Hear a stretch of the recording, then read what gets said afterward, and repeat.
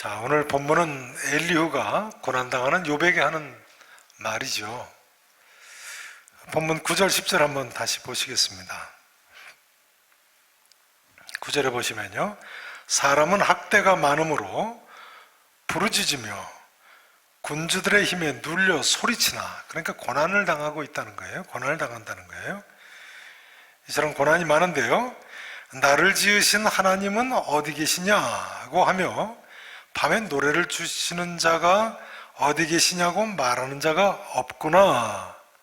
이게 무슨 이야기입니까? 고난이 있을 때 하나님을 찾아야 한다는 말씀입니다. 근데 그런 사람이 없다는 거예요. 다시 한번 9절 보세요. 사람은 학대가 많음으로 뭐 한다고요? 부르짖는다. 여기 부르짖는다는 것은 영어로 cry out, 울부짖는다는 뜻입니다. 울부짖는다. 울부짖고 소리칠 것이 아니라 고난 중에 뭐 해야 된다고요? 나를 지으신 하나님은 어디 계시냐? 밤에 노래를 주시는 자가 어디 계시냐? 하나님을 찾아야 된다는 거예요. 그런데 그렇게 말하는 자가 없구나 하고 지금 엘리후가 개탄하는 거예요. 자, 따라서 한번 하시겠습니다. 하나님을 찾으라. 하나님을 찾으라. 여러분, 하나님은 어떤 하나님이십니까? 우선 오늘 본문에서 엘리후는요, 나를 지으신 하나님은 어디 계시냐고 말하는 자가 없구나. 그러니까요, 하나님은 우리를 지으신 하나님, 창조하신 하나님이십니다. 우리가 어려울수록 이 우리를 창조하신 하나님을 찾아야죠. 시계를 가장 잘 고치는 사람은 시계를 만든 사람이라는 이야기가 있습니다. 그렇겠죠. 아무리 복잡한 시계라고 할지라도 그 시계를 가장 잘 고치는 사람은 그 시계 만든 사람 아니겠습니까? 그러니 우리가 고난이 있고 어려우면 어려울수록 누구를 찾아야 되겠습니까? 우리를 창조하신, 지으신 하나님을 찾아야죠. 여러분, 하나님이 우리를 창조하셨다고 믿으시죠? 오늘 각 가정에서 함께 우리 학생들이 예배를 드리고 있을 텐데요, 한번 대답해 보세요. 나는 하나님이 나를 창조하시고 온 우주를 창조하시고 만물을 창조하신 것을 믿는가? 전에 저희 교회 집사님 한 분이요, 중학교까지 교회 잘 다니던 아들이 크면서 교회를 잘 안 다니려고 한다는 거예요. 그래서 어느 날 대학에 다니는 그 큰 아들한테 직접 진지하게 물어보셨다고 합니다.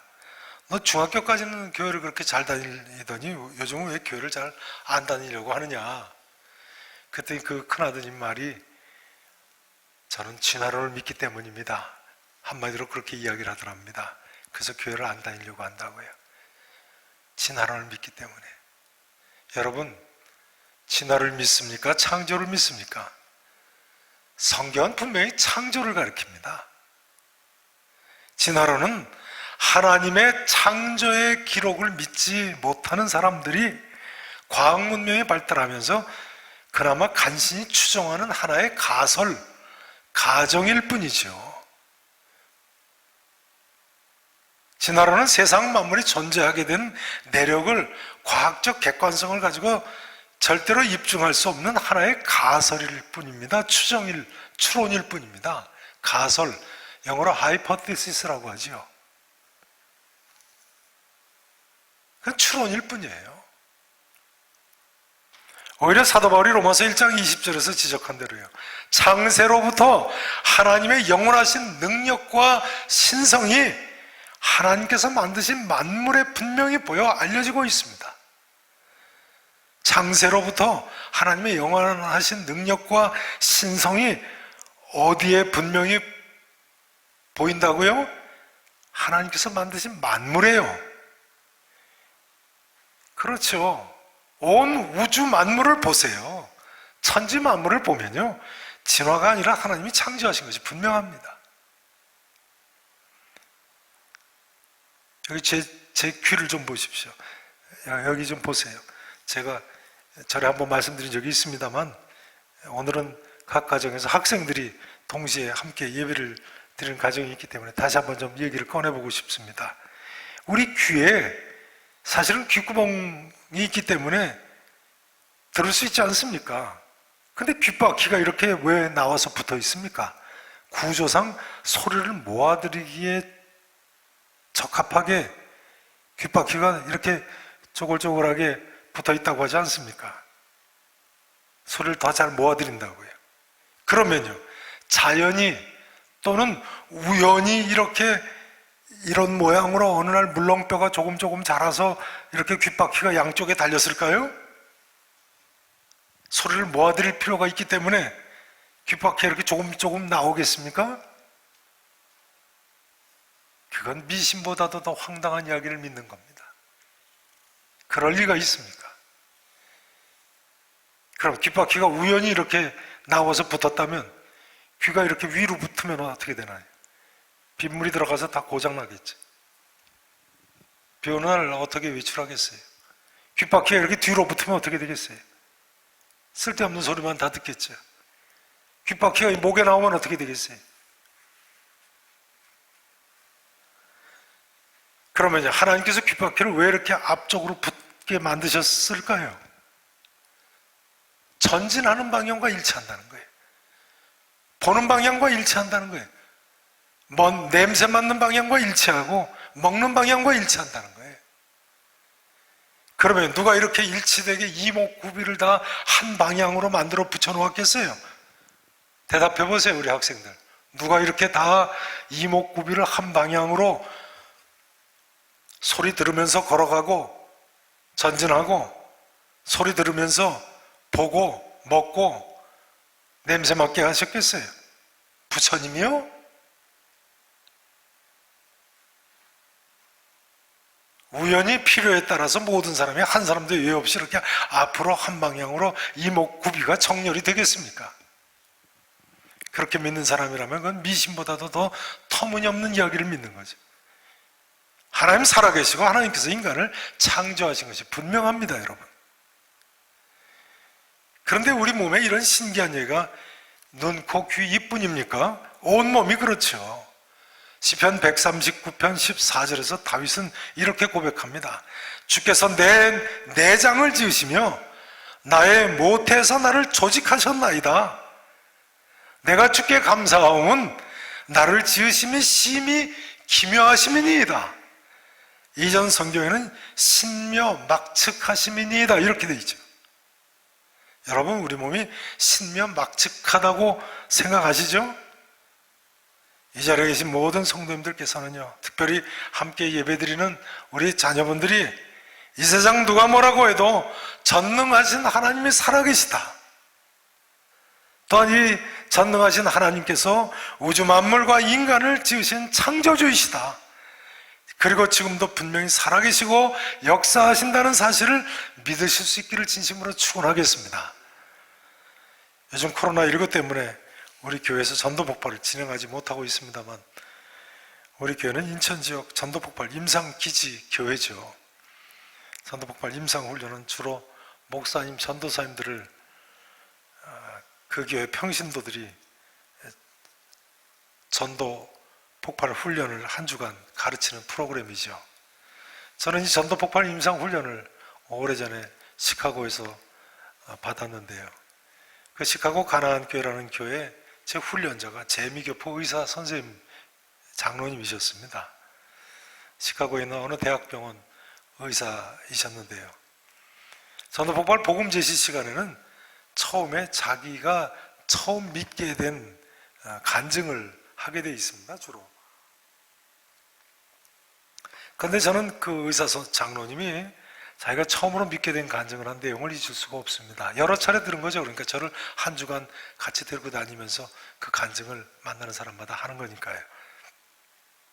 그 장로님이 처음으로 믿게 된 것은 의과대학에 들어가서 처음으로 사람의 배를 열고 수술하는 것을 봤을 때였다고 합니다.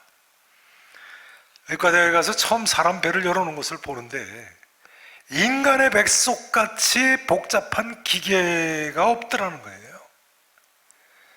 그런데 그 복잡한 모든 기관들이 심장 맥박이 뛰는 데 따라서 일제히 그렇게 표현을 하시더라고요. 마치 복잡한 시계 뒷판을 열었을 때 찰칵 일제히 움직이듯이 인체의 모든 복잡한 뱃속의 기관들이 일제히 이를테면 찰칵 하더라는 거예요.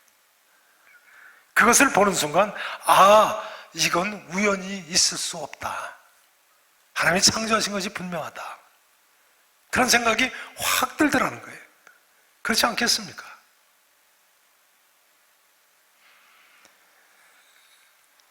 제가 유학 중에 친구인 미국 대학 교수가 제안을 해가지고 미국 대학 교수 몇 가정하고 또 그 지역 대학 한국 유학생들 몇 명하고 가정별로 돌아가면서 성경 공부를 했던 적이 있습니다. 근데 미국 대학 화학과 교수로 있던 친구가 이런 이야기를 했던 기억이 있습니다. 실험실에서 연구를 하다 보면 원소들이 반응을 하는 것을 보면 하나님이 분명히 살아계시다 하는 확신이 든다는 거예요. 예를 드는데요, H2O 하면 수소 원자 2개하고 산소 원자 1개가 결합을 해서 물 분자가 되는 거죠. 그런데 수소 원자나 산소 원자가 뭐 눈이 있거나 코가 있거나 무슨 감각 기관이 있는 것도 아닌데 신기하게 수소 원자 둘하고 산소 원자 하나만 만나면 결합을 하고 물이 된다는 거예요. 물이 되는 것은 물방울이 뚝뚝 떨어지니까 플라스코에서 물방울 떨어지는 건 눈에 보이는 거죠. 그런데 뭐라고 그러냐면요, 만약 어느 날 산소가 마음이 변해서 나는 이제 수소 원자 둘이 아닌 하나하고만 붙겠다, 그러면 그 순간 이 우주는 전체가 다 분해돼 버리고 만다. 그렇지 않겠습니까? 그런데 산소 수소만이 아니죠. 이 세상 모든 원소가 어느 하나라도 본래의 성질이 변하면 그 순간 이 우주는 완전히 와해돼 버리는 거예요. 산산조각 나버리는 거예요. 놀라운 사실은요, 수소 원자 2개와 산소 원자 1개의 결합이, 여기를 좀 저를 보세요. 수소가 여기 있고 가운데 산소가 있고 또 이렇게 반대편에 수소가 하나 있고 이렇게 일직선으로 결합되어 있는 것이 아니라는 거예요.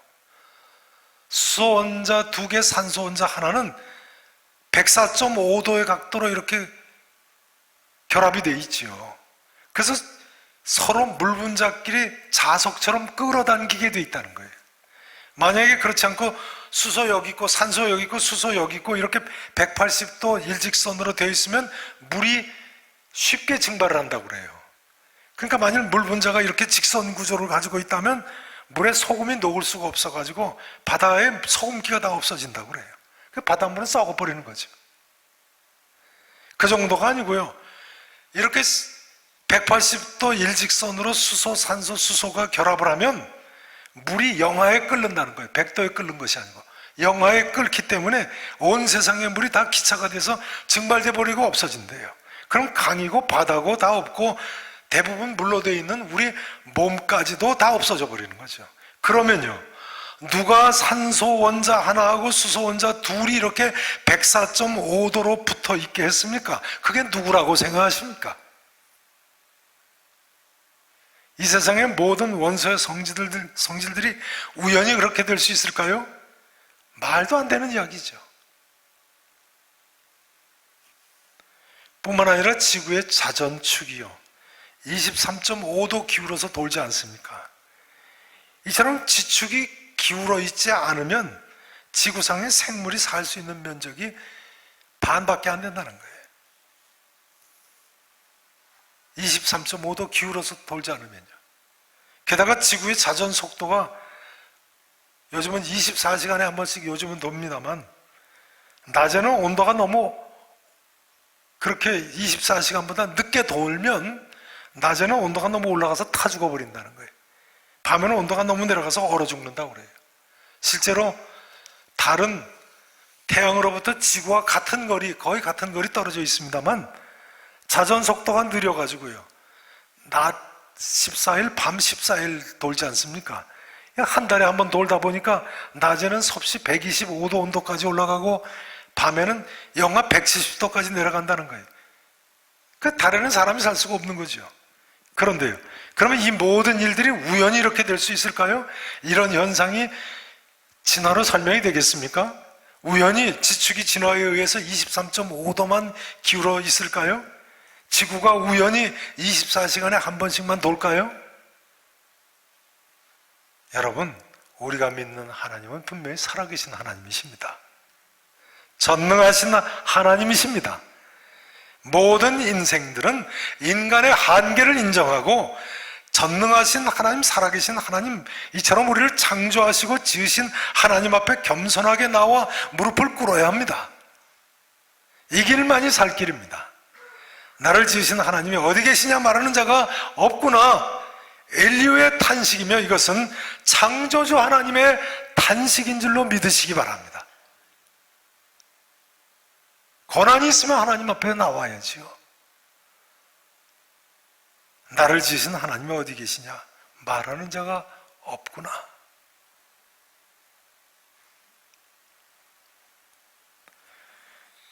이제 오늘 본문에서 엘리야는요, 밤에 노래를 주시는 자가 어디 계시냐고 말하는 자가 없구나 하고 또한 두 번째 탄식을 합니다. 밤에 노래를 주시는 하나님, 이전 성경에는 밤중에 노래하게 하시는 하나님이라고 번역을 했었죠. 여기 밤은 엘리야가 욥에게 하는 말이니까요, 욥이 겪는 것과 같은 극한 고난의 기간을 의미하는 것이겠습니다. 밤에 노래를 주시는 하나님, 그러니까 우리 하나님은 인생의 고난 가운데서도 심지어 욥과 같이 사망의 음침한 골짜기를 다 지날 때에도 찬송할 수 있게 하시는 하나님이신 줄로 믿으시기를 바랍니다. 밤에 노래를 주시는 하나님이시라니까요. 사실 하나님의 은혜가 아니면 고난 중에도 노래할 장사가 이 세상에 어디 있겠습니까? 그러고 보니까요, 전능하신 하나님을 믿는 사람만이 고난 중에도 노래할 수 있는 유일한 존재군요. 밤에 노래를 주시는 하나님이란 말은 또한 두 번째로 하나님은 그 어떤 고난 가운데서도 회복시켜 주실 수 있는 분임을 고백하는 내용입니다. 여러분, 하나님은 그 어떤 고난 가운데서도 회복시켜 주실 수 있는 분인 줄로 믿으시기 바랍니다. 대표적인 경우가 바로 욥의 경우가 아니겠습니까? 욥의 경우. 회복된 욥을 생각해 보세요. 어떤 고난이 있다고 하실지라도 하나님이 나를 회복시켜 주시지, 이렇게 믿으시기를 축원합니다. 밤에 노래를 주시는 하나님이란 또한 세 번째로요, 죄로 인해 죽었던 우리 영혼들이 구원받고 찬송하게 될 것을 가리키기도 합니다. 이사야 선자는 이사야서 44장 22절 이하에서 이렇게 하나님 말씀을 전하고 있습니다. 내가 내 허물을 빽빽한 구름같이 내 죄를 안개같이 없이 하였으니 너는 내게로 돌아오라. 내가 너를 구속하였음이니라. 그 다음 하나님께서는 이렇게 말씀하십니다. 여호와께서 이 일을 행하셨으니 하늘아 노래할지어다. 하늘아 찬양할지어다.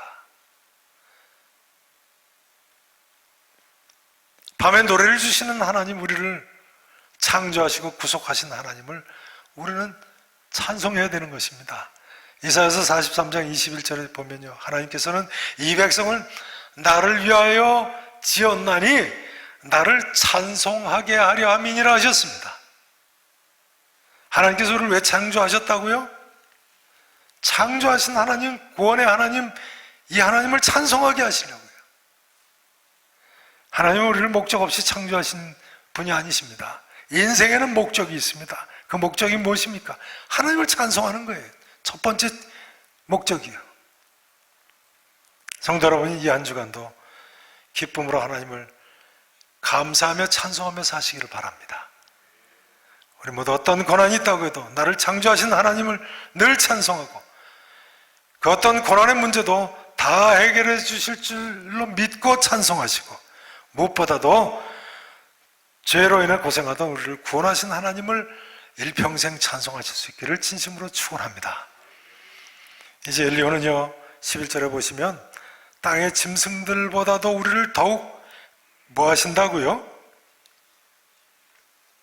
가르치신다고요. 짐승들보다도 우리를 더욱 가르치시고 하늘의 새들보다도 우리를 더욱 어떻게 하시는 하나님이시라고요? 지혜롭게 하시는 하나님이 어디 계시냐고 말하는 이도 없구나, 또 개탄을 하고 있습니다. 우리 하나님은 한마디로 이야기하자면 우리를 가르치시고 지혜롭게 하시는 하나님이세요. 땅의 짐승들보다 우리를 더욱 가르치시고 하늘의 새들보다도 우리를 더욱 지혜롭게 하시는 하나님이십니다. 믿으십니까? 하나님 우리를 가르치시고 지혜롭게 하시는 하나님이세요.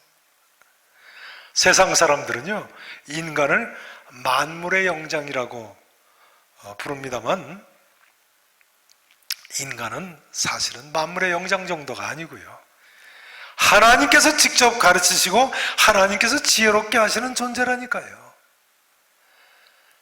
하나님의 형상대로 창조함을 받은 사람들인 줄로 믿으시기 바랍니다. 만물의 영장 정도가 아니에요.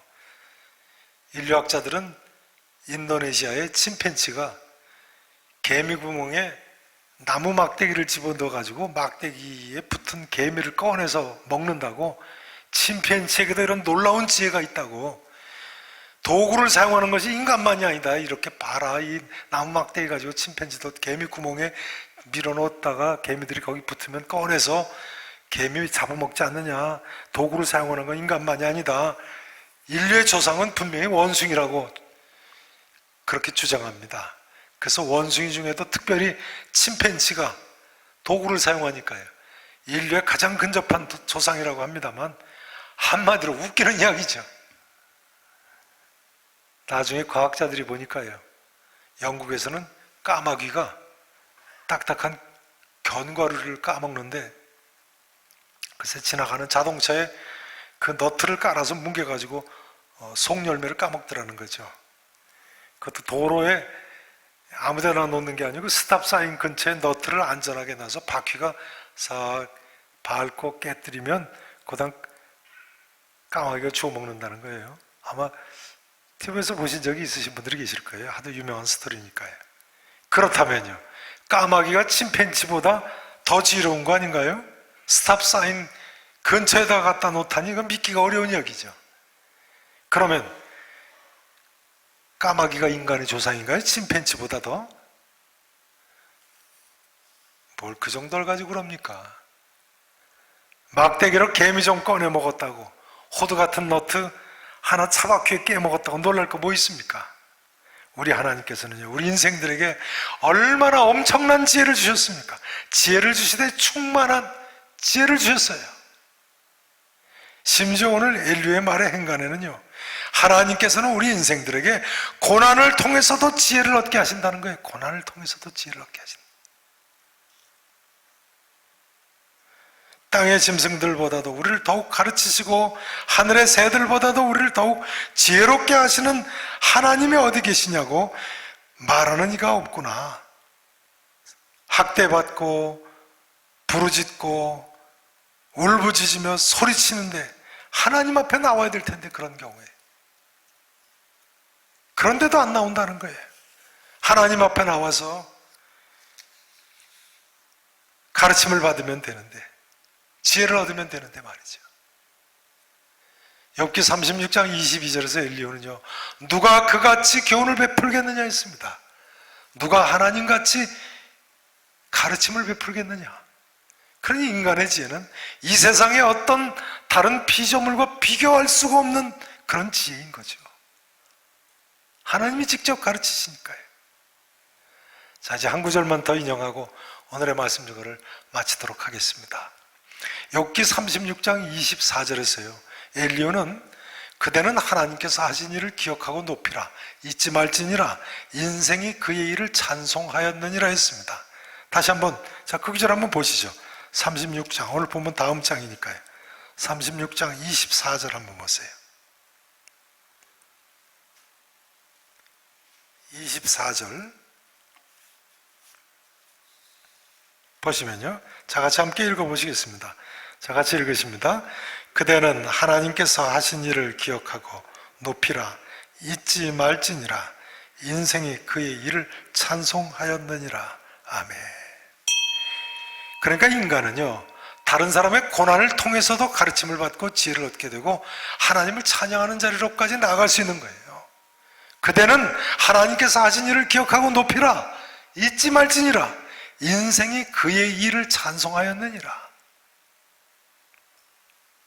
사랑하신 성도 여러분, 오늘도 하나님께서 우리에게 행하신 모든 일들을 인해서요, 우리를 창조하시고 구속하시고 고난 가운데서도 찬송케 하시고 우리에게 가르침을 주시고 지혜를 주시는 하나님을 높이 찬양하는 하루하루가 되실 수 있기를 우리 구주 예수 그리스도 이름으로 간절히 축원하겠습니다.